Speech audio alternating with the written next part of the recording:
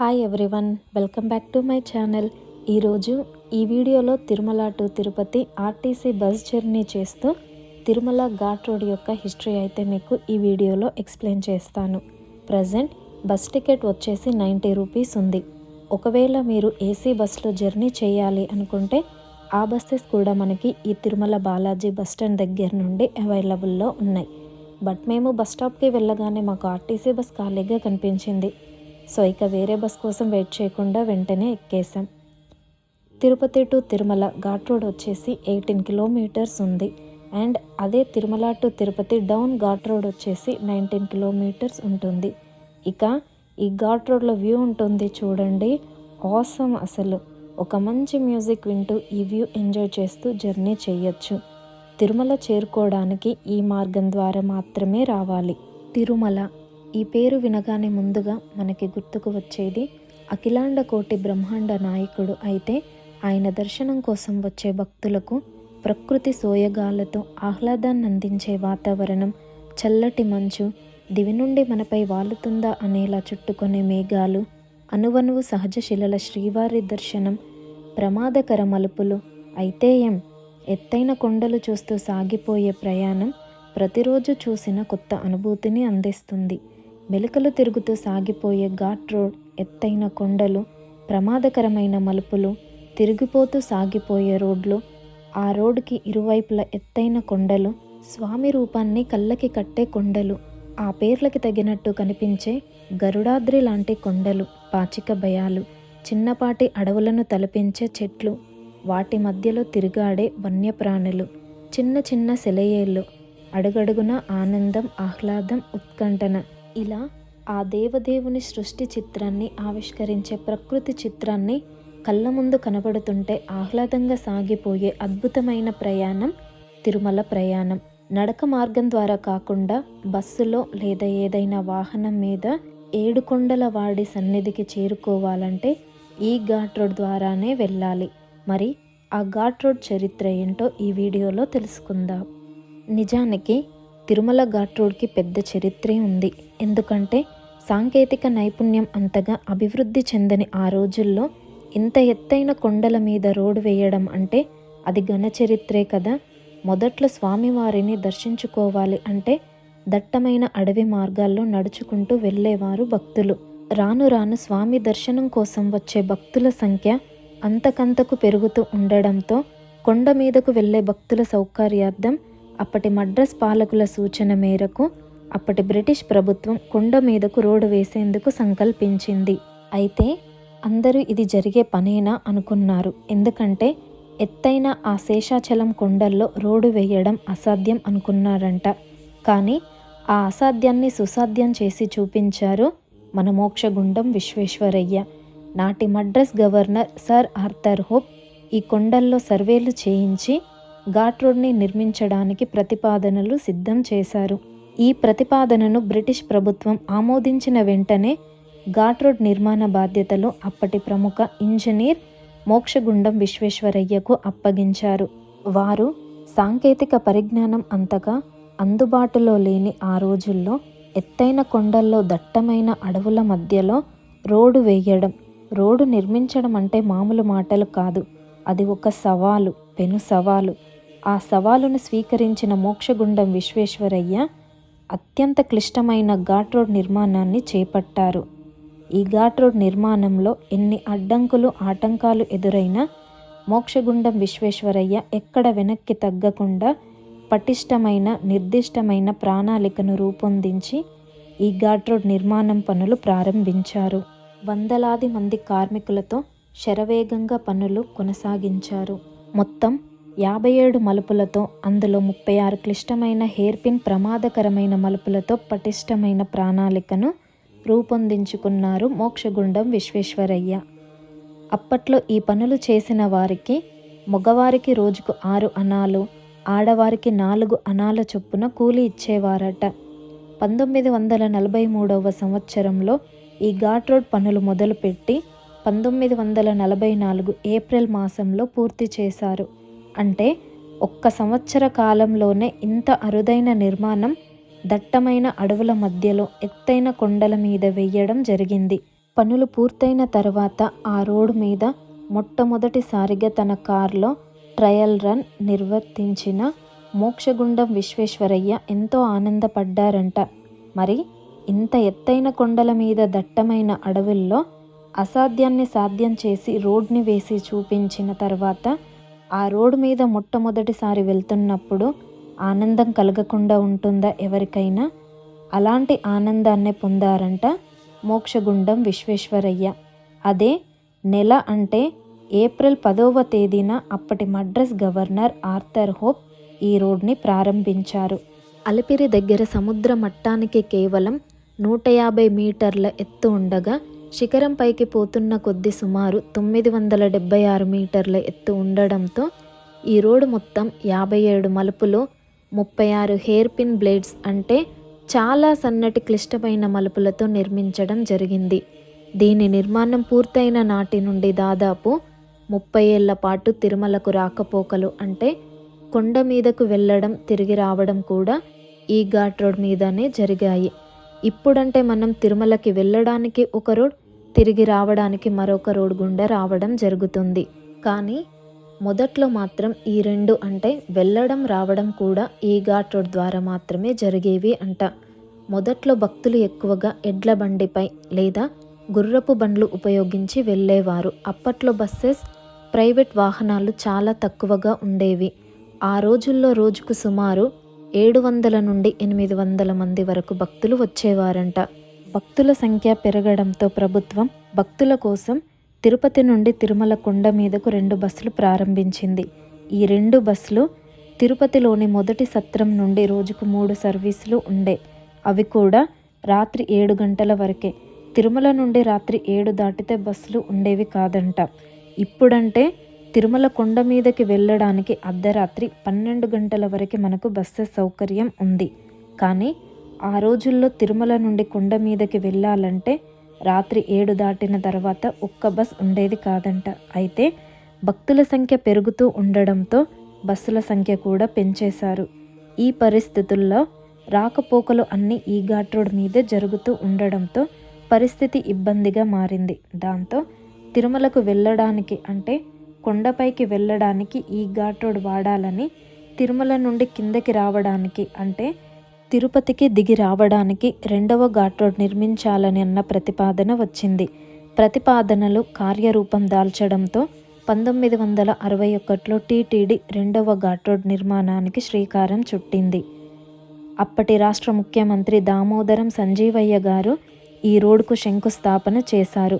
మొదటి ఘాట్ రోడ్ కేవలం సంవత్సర కాలంలోనే నిర్మాణం జరిగితే 2వ ఘాట్ రోడ్ నిర్మాణం 12 ఏళ్ల పాటు కొనసాగింది.